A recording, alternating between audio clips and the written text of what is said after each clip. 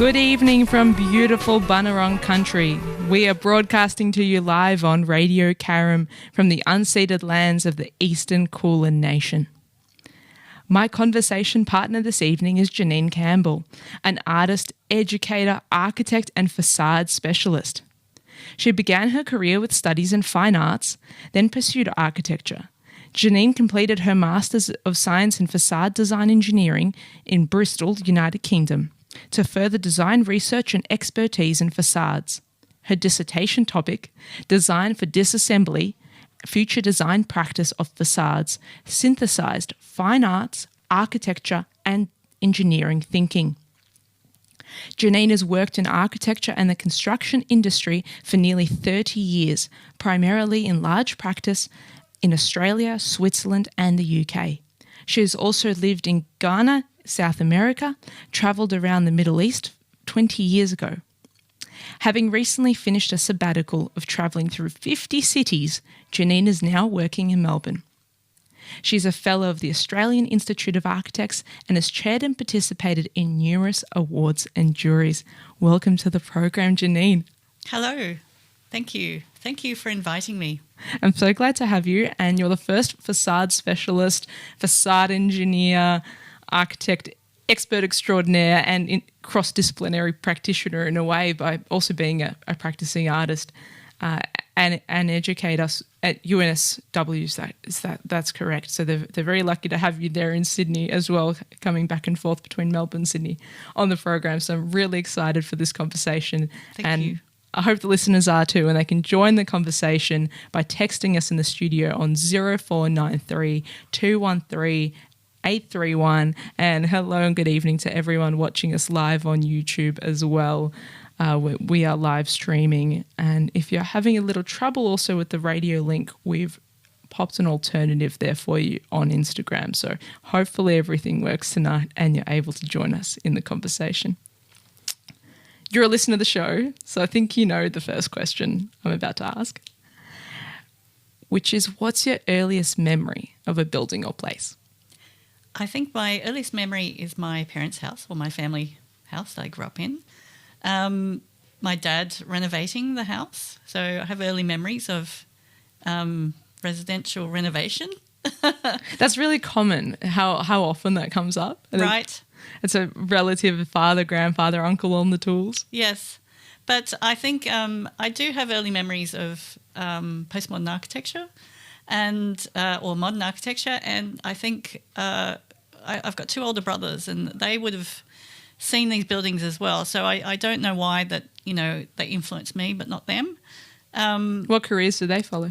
My older brother is an air traffic controller, and my middle brother went into the philosophy of economics. Oh, wow. So I think growing up in Sydney, travelling to Canberra with my parents when I was a child, visiting the Carillion, the Roy Grounds, Shine Dome building, all these groovy, I call them groovy buildings. And even in Sydney, Blues Point Tower, and the Sirius building, at Circular Quay. All these, I have early memories of these as a child. And I loved Blues Point Tower, even though many people in Sydney hated it. As a child, I thought it was great. So the beginnings of architecture in my brain back then somehow. What was the family home like that your dad was renovating? So my parents built their own home. They're immigrants. They came from Belfast. They left Northern Ireland. They got married here in late 50s, early 60s, late 50s. I think I see my father's passed on now, but my mum's still alive. I kind of see them as not even boomers. They were kind of interwar people. So they're of a totally different generation. So even though that's I was born in the 70s, my brother born in the 60s, and my parents around that not ethos, but that paradigm of thinking in the world, they weren't of it. They were older, but they weren't old. They were So to long answer to say what like growing up in the home, I think, that's a lot. Part of the immigrant experience, isn't it? It is, yeah. I think you're right. Actually, it probably is part of the immigrant experience. They were also split, in some ways because they were Northern Irish. They weren't Republican Irish, so they're split between what people outside Ireland saw as Catholic versus Protestant discussions or wars or fights and stuff like that. So they kind of left that behind, and I suppose I was very lucky to have been born here in some ways. Although my Northern Irish cousins are probably going to kill me for just saying that. I think we're all grateful. Anyone who has the privilege of and good fortune of being born in Australia, I think, is incredibly grateful for the peace that we're afforded. Yes, that's a good way to put it. Yeah. So I wonder, your interest in art, that came for you first, while at the same time seeing these amazing modernist precedents, stunning buildings, but art came first for you? In terms of career, yes. I think when I was in high school, when I was in primary school, I did really well. And then early high school, I did really well. And then later in high school, my grades and marks fell apart. Various teenage problems and difficulties that could be another podcast. Yeah, it's not uncommon. It's not uncommon. So I think, and then of that time, that's in the 80s, I signed up to tech drawing class. There was only 3 girls in the class. I think there were 2 tech drawing classes. I think if I'd been encouraged to even do architecture back then, or even engineering, it just wasn't the thing back then. So I suppose in that way, it wasn't discouraged to be interested in art. I also did, textiles and design in high school. I did 3-unit textiles and design. So it was... When you say it wasn't encouraged, I think... Do you mean in a gender sense for women or in general? Possibly. I think... possibly. I think it just wasn't seen to be something you do. And that's a very vague statement I've just said, I suppose. You didn't think it was a career option?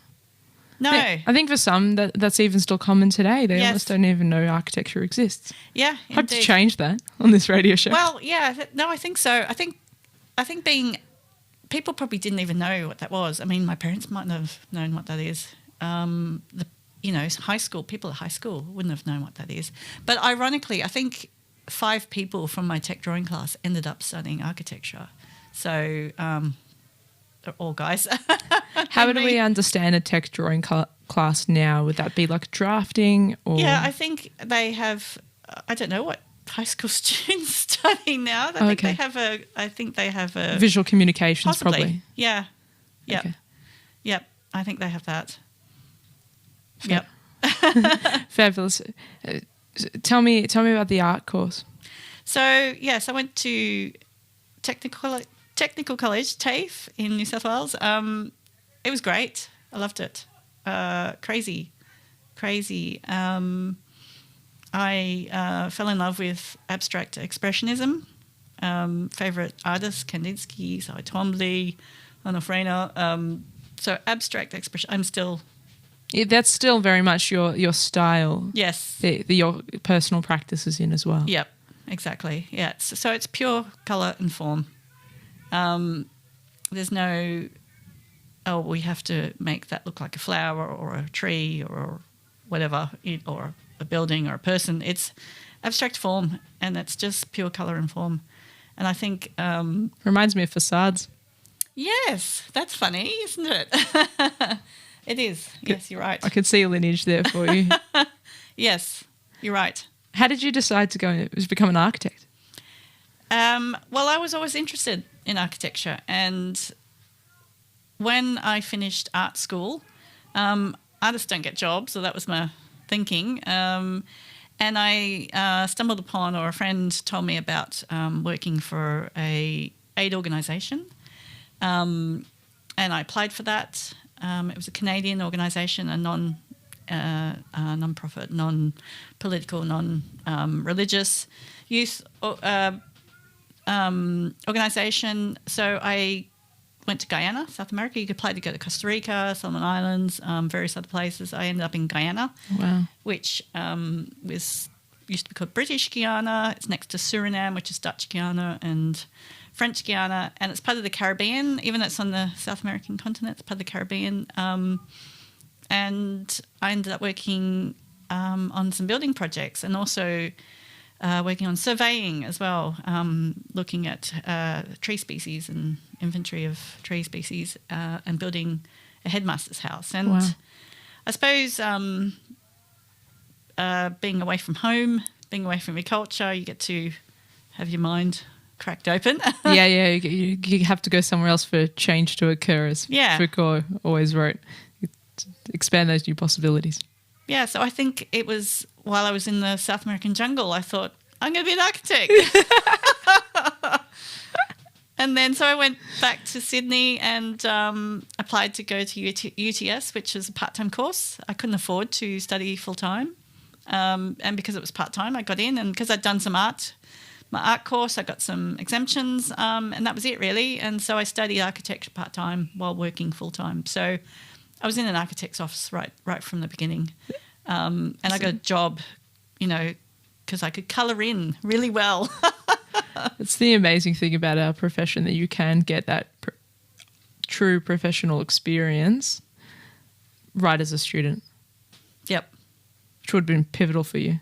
Yes, yeah, it was. I didn't get paid much, and it's still like that, but it was practical. So it was a practical way of having a creative job, getting paid, and I can't imagine it if being any other way. So, but always doing exhibitions, doing my artwork, and keeping that going as well. Amazing. And then you made the leap to the UK. Yes, I did. I went via Venice first. Went to my partner and I in Australia we broke up. We were together 14 years or so, and I'd always wanted to live and work overseas. I travelled to Belfast with my parents when I was a kid, and you know how Australians or architects, when they're graduates or students, they go for their year out and then they come back. I never did that because I was just working the whole time. And I'd also worked 10 years without a holiday. Yeah, that's crazy. And I thought, well, that's crazy. So that's when I went and travelled around the Middle East, and then I came back and worked again. So I applied for just a short job at the Venice Biennale, Architecture Biennale, and I got that. What year was that? It was 2008, yeah. I think it was the second run of the Institute of Architects having a exhibition, or an Australian architecture exhibition. And travelled around northern Italy, Switzerland, Austria a bit of that time. Thought I really want to go back. It was the economic crisis.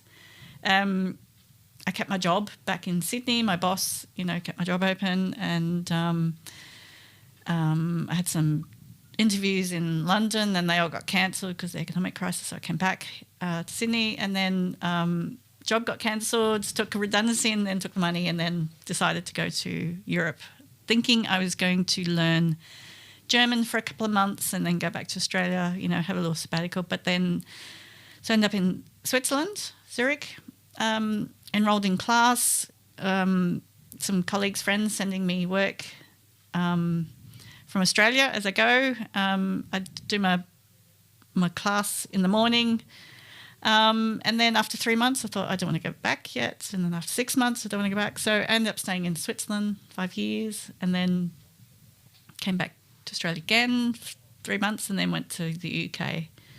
And again, I thought, I'll just be here for a year.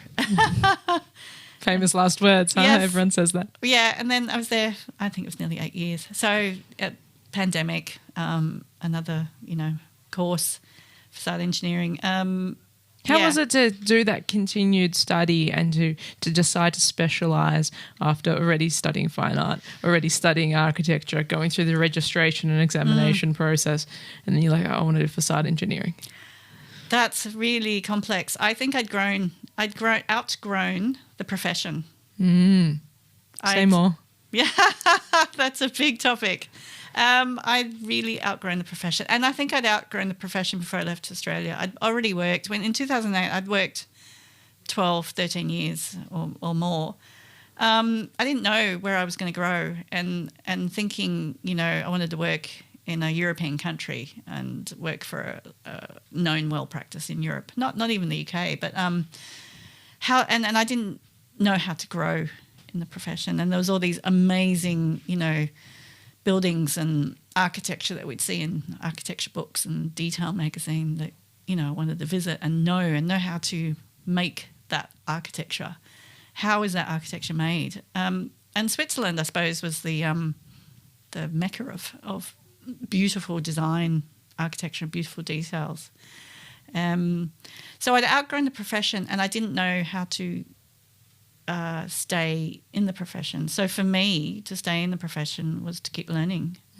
And if I couldn't get those opportunities in the workplace, then learning about facades, I suppose, and how how the most beautiful facades are made, built, conceptualized.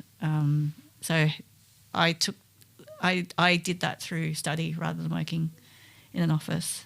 Hope that answers the question a little bit. You've got to make your own opportunities sometimes. Yes, yep.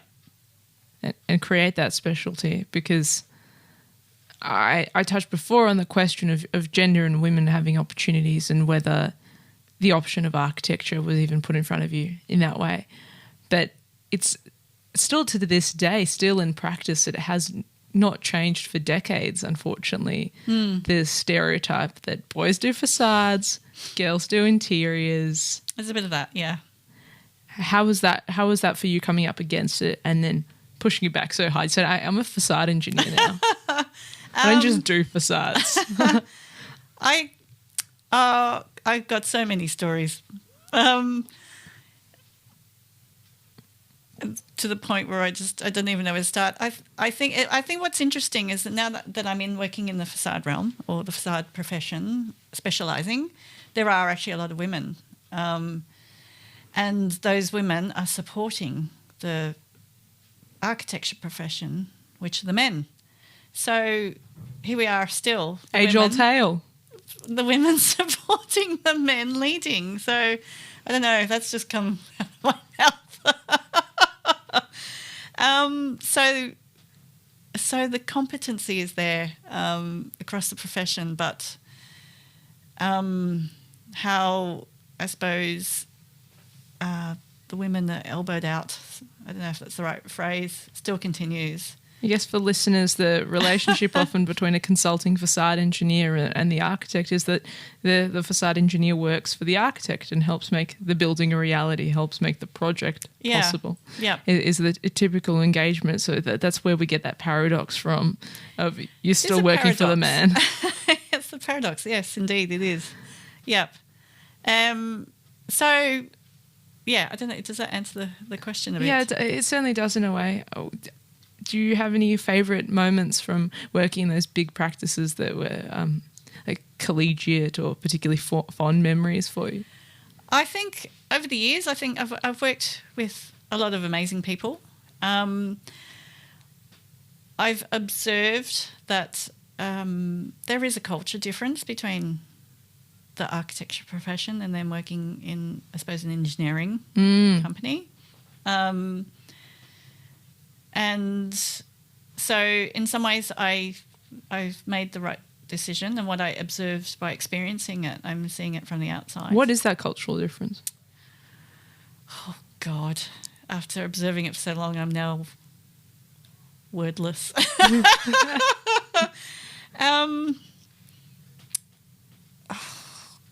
Should I confess what I really think, Ilana?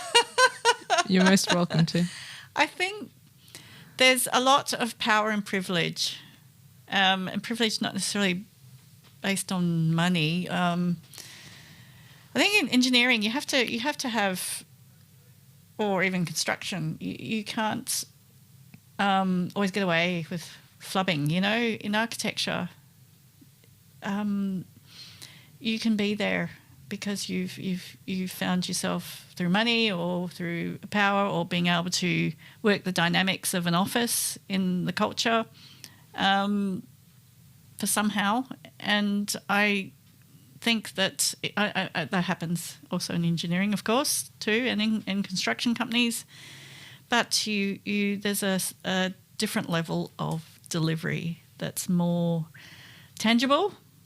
And proof has to be in the pudding a bit more. Yeah, yep. But that doesn't mean I would never go back to architecture. I do want to go back to it, but I want to go back to it in my own way. And you've straddled that threshold. You've worked as a facade specialist in large architectural practices, and you've worked as a facade engineer in the consulting engineering side of it too. So you've tasted those worlds. Yep. It must be quite empowering to then have that choice.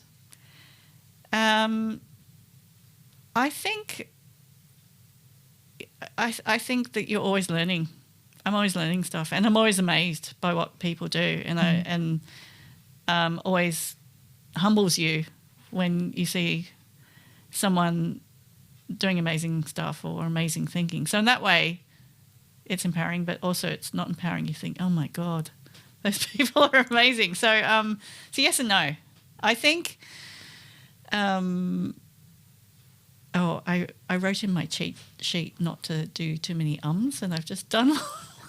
Sorry. It's okay. We're live radio. That's the, I think, important discerning and distinguished factor of this show of Radio Architecture with Ilana Razbash, that we are live to air, having real conversations with real people about their life and about their professional life and their hopes and dreams. What do you wish architects knew about facades? Because sometimes there's a huge knowledge gap. So, that's a good question. I think imagination is important. So that is the role of the architect, and the role of an engineer is to put the practicalities there. So, what do I wish architects knew about facades? I think I'm going to go back to art and use an art analogy. I think a lot of the best artists are the master of their tools or the master of their materials. And I think a lot of architecture isn't like that because it takes too long. There's so much to learn. And then they'll make a new material. Yeah, well, yeah. And they change the building code. Well, there's that too. That's true. So I think the master artists they'd mastered their material or their realm or their tools or whatever it is, and I think for architects that's very difficult to achieve, to do. And I think, I don't know, Renzo Piano comes to mind of someone who's mastered the material of architecture, I think. So I think it's very difficult to do. I hope that answers the question. You have to know a lot, I suppose, and practice a lot to get somewhere. So it's a long journey.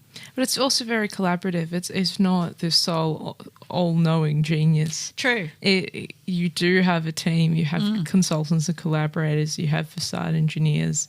You have a whole practice full of staff, if you're lucky enough to have a large practice and work on large projects. Yep. You have builders on site that you collaborate with. Yep, indeed. So it's a pulling of those minds together. It is, yeah. I think we've sort of obscured that in the profession a little bit. People think there's one great grey-haired genius somewhere up in the ivory tower, but it's not like that at all. No, indeed. Yeah, it is a lot of people collaborating.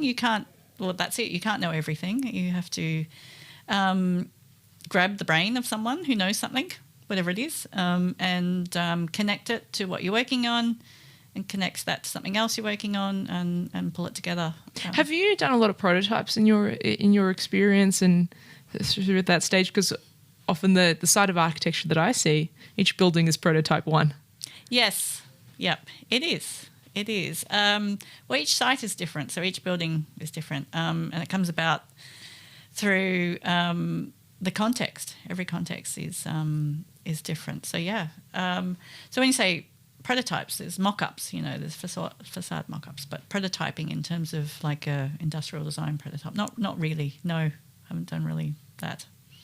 And the facade mock-ups that you're involved with have been like full size, 1-to-1, whole sections of building. Yes, for facades, you sometimes have to require testing, and the facades have to be tested so they don't leak.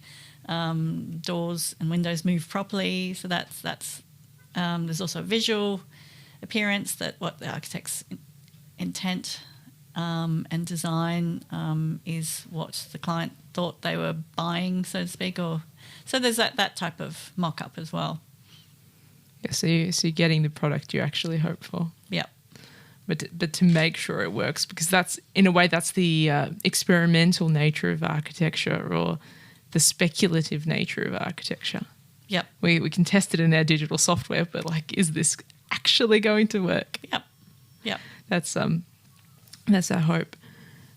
I wonder about that travel for you, because your work itself is quite intense. It's quite detailed focus, and then you get to zoom out and cast your eye across 50 cities in a year. Yeah, that's recently. That was letting loose. I packed up my apartment in London. I came back to Australia. I'd been away 15 years. That went really fast in 3 countries. My dad died during COVID, which is, it's quite sad. And my mum's getting old. I thought it's time to come back. Flabbergasted I've been away so long. And I thought, okay, well, I'll just take 6 weeks off before I landed back in Australia. And it went on for 5 months. And then I at some point in time, I started counting, where have I been this last 3 weeks? And I've been to 15 places. So, and then by the time I got to Melbourne, I'd counted all the cities and I suppose large towns as well. There's 50 of them. Yeah, that's quite a shocker. But it was epic holiday. Big sabbatical. I don't think I've had a sabbatical that big since, I think, travelling around the Middle East. I like that language, a sabbatical. It's like a permission that we give ourselves to take an extended, significant professional break. Yes. That is still, in effect, furthering the career, because all these experiences, all these amazing buildings you've seen will no doubt make your work even better. And yeah. I also didn't want to, like, so often I've travelled and worked and I've loved doing that, working while travelling. This has been what I've been doing for the past 15 years. And I thought to myself this time, I want to have a proper travel.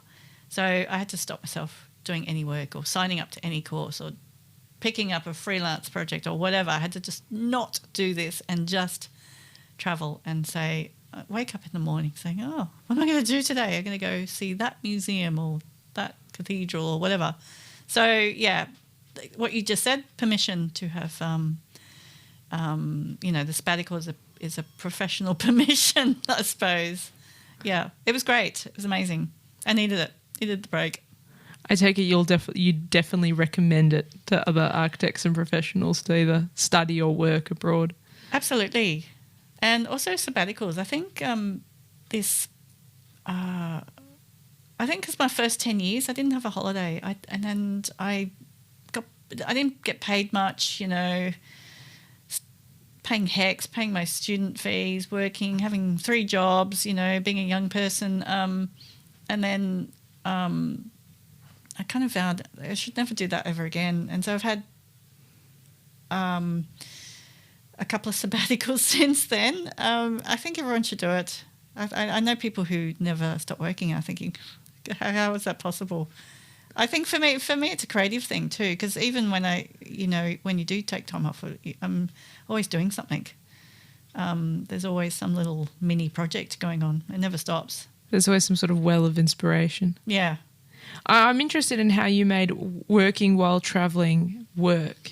I'm sure some listeners would be quite intrigued with how they made that happen and kept their creative profession, kept your architectural profession going. I think it just happens.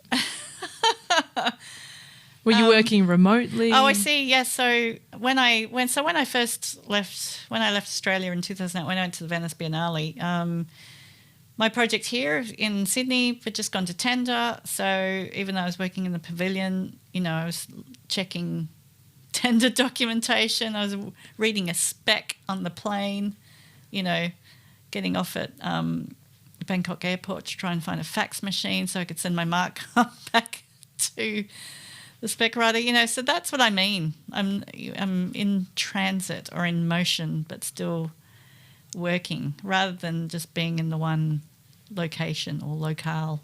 Working hybrid before it was even the latest. Indeed, yeah, exactly, yep. Yeah, so that's probably what I mean. And then, so that, I suppose, didn't stop. So that kicked off 2008. It hasn't really stopped. I suppose I like the nomadicness of it. A favourite place from your travels? Oh, so many. Top three. Top three. I think the Alhambra in Spain recently. As a city, as a place, maybe Vienna. I still, I lived in Zurich 5 years. I still think that's one of my favourite places. There's so many places, Where is still on the list for you? South America. Go back to South America. South America. Latin America. Yeah. Central America. Some amazing modernism there as well. Yes. To bring it full circle. Yep. Yeah. That would be a stunning adventure. Yes, it would. I love getting everybody's travel tips in the conversations I have on this program. Yep. So facades are again back in the news, really, with Ellenberg Fraser going into liquidation as the result of the La Crosse fire. Everyone's always think, as you mentioned, materials, building codes changing. This is always at the forefront of our minds now with flammable cladding replacements. How has being on the facade engineering side while all this has been happening? What's your sort of observations from the front lines in effect? Well, I think there was quite a few motivations for me to do the facade engineering course. One I outlined before is that, I really wanted to understand how facades come about, how they're designed, how they're put together, all these beautiful, amazing technical books that we looked at studying architecture. I wanted to be involved in that and working in the profession. I really wasn't quite getting that. And so it's really my own interest in that realm that took me there. And I also thought that I wasn't learning that in the profession and I had to go learn that myself, find a way to learn that myself because I felt I felt that working in the profession of architecture, I wasn't learning that. So I think I've just gone off course to the question. I was wondering what it's been like to be effectively at the coalface of all this regulatory change that we've been seeing as a result of flammable cladding, Grenfell fire in the UK, La Crosse Tower here. Yeah, well, they're complex issues. There's so many materials that are flammable. You go in an aeroplane, the aeroplane's flammable, right? So folks don't want to think about that. So there's, I can't comment extensively on all the legal findings of any of those examples, but there's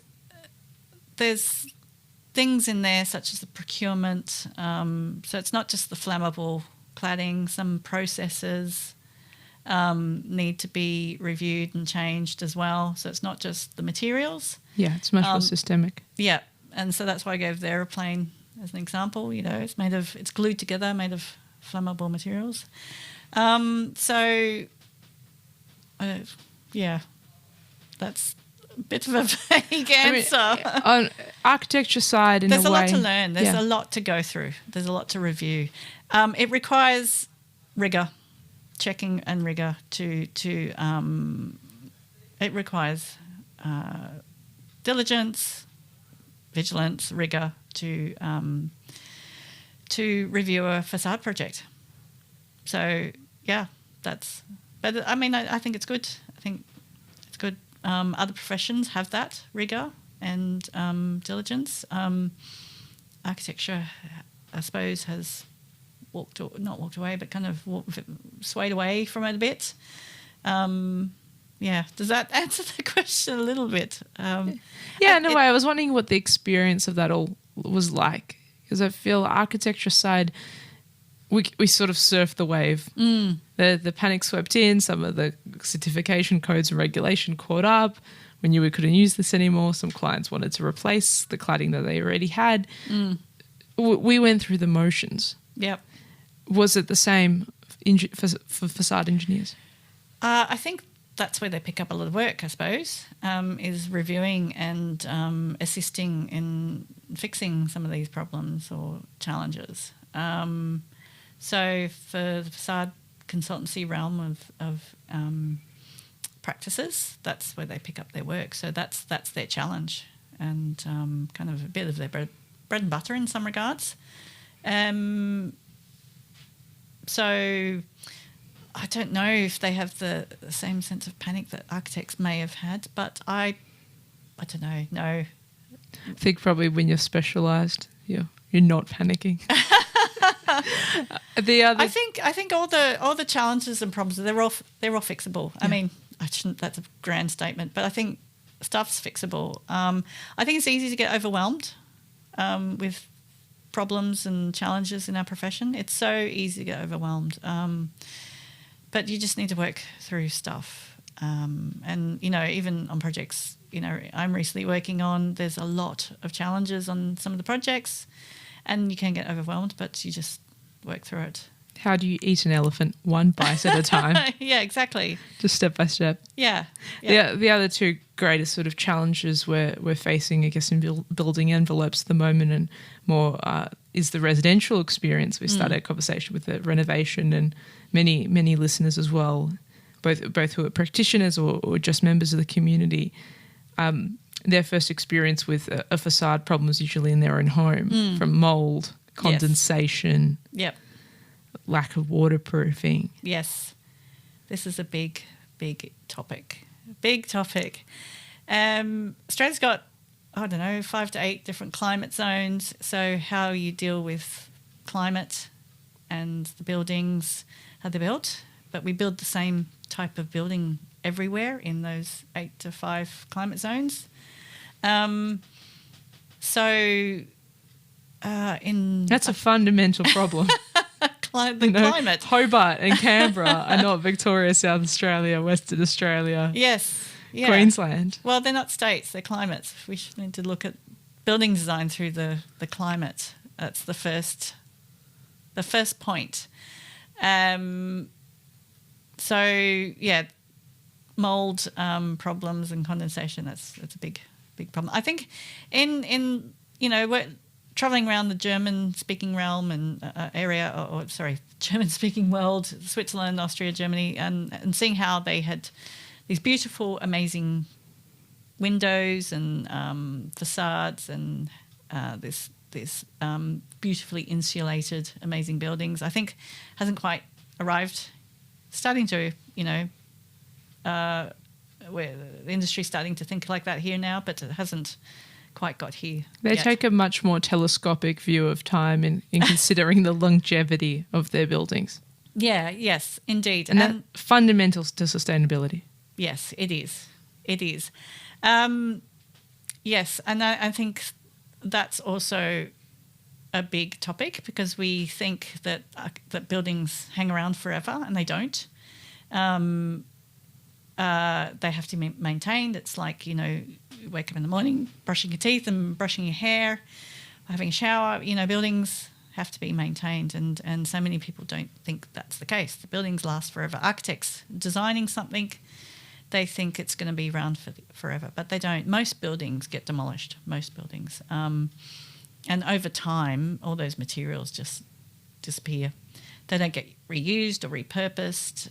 So we need to figure out how to do that and sort of chucking everything away. So reusing and repurposing facade systems, that's quite a challenge because, it's easy to,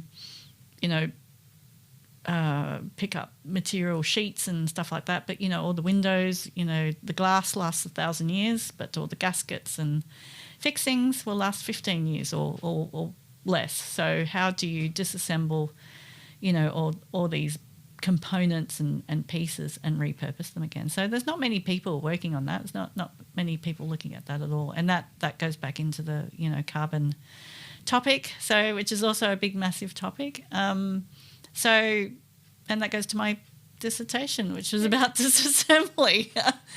Sure was. You've been thinking about this topic for a very long time before it was really in the forefront of people's minds with sustainability as the lens through which we're trying to assemble, disassemble, reuse. I think I think it goes back to the idea that there's a paradox. I'm using a word from before. You're welcome to it. There's a paradox that we want buildings to last forever, so we have to design them to be higher performance, more high standard materials, structure needs to be there forever, but it's not, it doesn't make sense. The pandemic was a good example of, I suppose, when I was in London, all those office towers in Canary Wharf were empty. So those high-performing facades, that all got, high, what we call Green Star ratings, they were now redundant. They're completely redundant. So, they're now occupied again. But the idea that those buildings would be around for 100 years and be high-performing just went away. So, that feeds into the idea, well, how do you pull apart the facade? How do you repurpose the building? And that's the sustainability bit, is, the long life, loose fit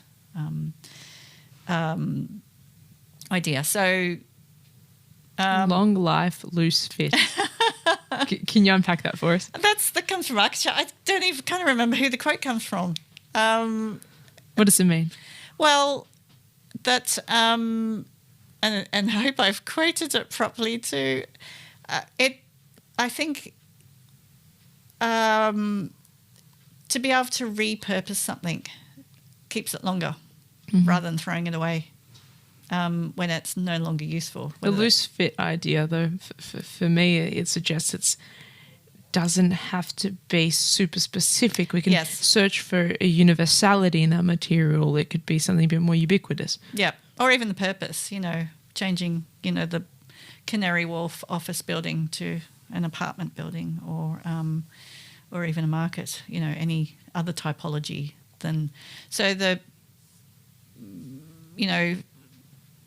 making the facades part of the typology kind of corners them into not being usable later when the world changes.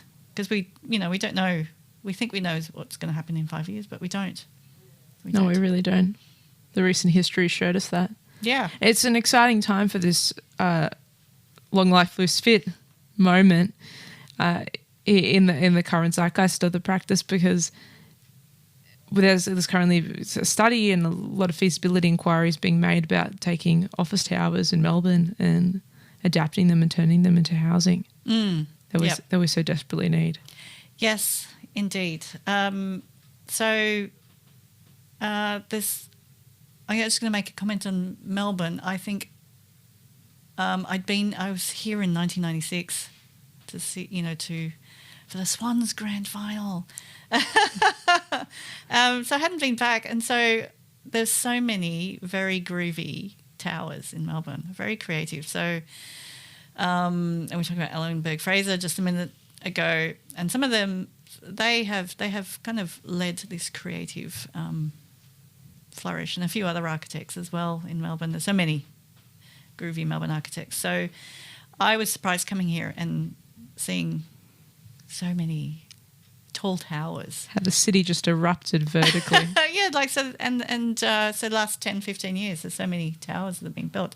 But so we need to think about in 20 years even, 30 years, 50 years, what is going to happen to them? They won't all hang around. All the, I suppose, modernist buildings that were built, some of them are still around. They have a different, they were put together differently, so they have a different type of robustness. But all those towers in Melbourne, we need to figure out, we need to plan now what's going to happen to them in 20 years. You don't see them as being apartments? I think they could be apartments, for sure. That's what I'm saying. As in the office towers? Yeah, for sure. Yeah. So they won't, they can't last forever. They can't last 50 years. Many will argue the office can't last forever. Yes. Working from home, working hybrid, it's almost becoming a right. Yeah. Yeah, I think, yep, you're right. But still, we don't know what happens in 5 years, because I'm so nomadic. I don't really have a home, so I like actually going to the office, ironically. So, yeah. Yep. Hope that answers the question. Yeah, it does in a way. It's a very interesting moment. Would you encourage more people to study facade engineering or find a way to specialise in architecture? I think, like you were saying before, this old stereotype of this grey-haired guy in architecture being the only person designing the building, I think it's more open now to the diverse paths in architecture, and designing the 1%, working for a star architect, designing a museum. I think there's more paths that are, I suppose, accepted by the profession. That we had, I suppose, when I was studying architecture, there was this narrow band of what being a good architect was, and I think that's changing, which is good. I think because the wider community needs buildings designed well, and we kind of shut ourselves off from that in some sort of weird snobbery of some sort. And I don't know where that comes from, whether it's through academia or just, how architecture was published when we were studying architecture. So I think diverse paths in the profession, I think, is more accepted now. And I think people should really just go for what they're interested in. And whether, that's designing furniture, or if they have an interest in, airports or whatever it is. I think it's whatever people are interested in terms of studying architecture. Yeah, go for it. Chase it down. And I must say there's many amazing architects now going into trying to specifically find a niche in the market for medium and small, lower budget projects as well, or just consulting. Yeah. Like the Architect GP, who was a whole cluster of consulting architects that offer that hourly kind of base service to problem solve and think through things with clients. Yes, yeah. Particularly a good person to see if you've got a problem with your soggy facade at home. Yes, that's a good idea. I don't know if you have any domestic tips for our listeners, for someone who's got a family home that they're renovating at the moment, maybe. Oh, I've been put on the spot. There's so many things I could say. Renovation. Get an asbestos report done. That's a big topic. There's so many buildings around the world where asbestos was used for years and years and years. So that's probably the first thing that comes to mind. Check your materials really carefully, listeners. Yeah, stay safe. That's definitely a good and important one. Well, I want to mindful of the time, so I want to talk about your art practice before we wrap up the conversation. It's pretty amazing that you've sustained it consistently all these years. You've exhibited and you've kept up with a very demanding profession. Say more about what that's been like. I think, well, Oh God, I'm on the spot again. I think if you're a creative person, it's just part of you. I think you can't. It's like chopping off an arm. You just can't do it. It's part of you, whatever your creative spirit is. And I think when I was in the UK, I kind of stopped being creative for quite a while. I was in full technical mode. When I was in Switzerland, I had my painting studio, so I was doing a lot of painting then, and now I've come back and I'm busting to do my paintings again. I think it's part of your spirit. I don't know if that helps answer the question. People have their art spirit. Yeah, that's really true. And sometimes you need to wear a more technical hat, maybe, in order to let that art spirit breathe. Yeah. I've got. There's a lot of ideas bubbling at the moment, which I need to find a. Any sneak peeks for us? Can you let us know? We'll have to share some pictures on the Instagram for the follow-up post as well of your work. Oh, have you found my Instagram of my art? Architect, and we have tagged you in the story, but we'll share some pictures for a follow-up. I do have an Instagram art page too. What's the handle for us? It's called the Dadaist. The Dadaist. As in Dada art, my favourite history of art or era of art. I think if you're creative, it's part of you. You can't. And I think creativity, and it goes through the whole topic, which is a big, wider topic of creativity, the waves of creativity. I think going away and going into this technical realm for some years, and then coming back to some of the ideas I've thought of many, many years ago, and come back to those. So I'm quite excited what things, I'd like to get on with, some of my creative things I'd like to do. But the stacks. That sounds great. And a good segue into my last question that I'll ask is, what gives you hope? Wow. Gosh. That's difficult. What have other people answered? I can't copy someone What have else's other people answered? No, often people tell me it's the kids, the next generation that's coming. Right. And maybe you get to see that as an educator. Often people find hope in some of the ideas around sustainability or reconciliation that the profession is exploring. Wow. Some people find hope in the unknown. Oh, God, that's really hard, actually. I suppose there's many things that give you hope. I think creativity, actually. Yeah, innovation and creativity. I think that's probably what gives me hope. Yep. And staying close to that in your work. Yes. Awesome. Yep. Thanks so much for joining me on the program tonight, Janine.